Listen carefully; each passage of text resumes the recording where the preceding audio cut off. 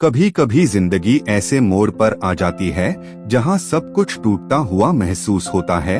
रिश्ते बिखर जाते हैं, करियर दिशा खो देता है, हालात बोझ बन जाते हैं और मन हर रोज थककर सवाल पूछता है कि आखिर गलती कहाँ हुई। ऐसे ही समय में गौतम बुद्ध की शिक्षा हमें एक गहरी सच्चाई से परिचित कराती है कि दुख घटनाओं से नहीं बल्कि उनसे चिपके रहने से पैदा होता है।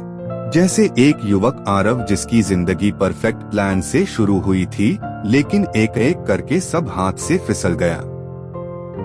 रिश्ता टूटा, नौकरी चली गई और आत्मविश्वास भी। वह हर रात बीते कल को कसकर पकड़े बैठा था और यही पकड़ उसे अंदर से तोड़ रही थी।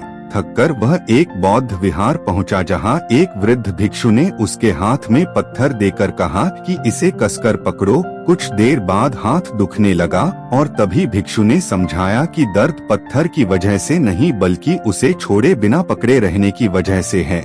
यही बुद्ध की शिक्षा है कि जिंदगी में पत्थर जैसी घटनाएं आती हैं, लेकिन हम जब उन्हें छोड़ते नहीं तभी पीड़ा बनती है।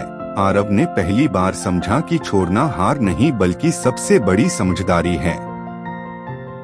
बीते रिश्तों को, अधूरी उम्मीदों को, नियंत्रण के भ्रम को छोड़ना।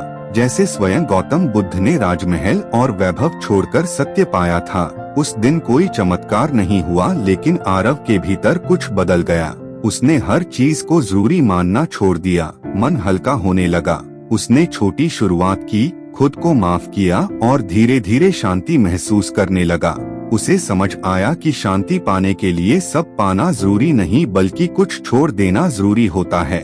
और यही बुद्ध की सबसे बड़ी सीख है कि आसक्ति छोड़ो तो दुख अपने आप छूट जाएगा, पकड़ छोड़ो तो जीवन खिल उठेगा। इसलिए अगर आज तुम्हें लगता है कि सब कुछ बिखर रहा है तो समझो जिंदगी तुम्हें कुछ नया पकड़ने नहीं बल्कि कुछ पुराना छोड़ने की कला सिखा रही है।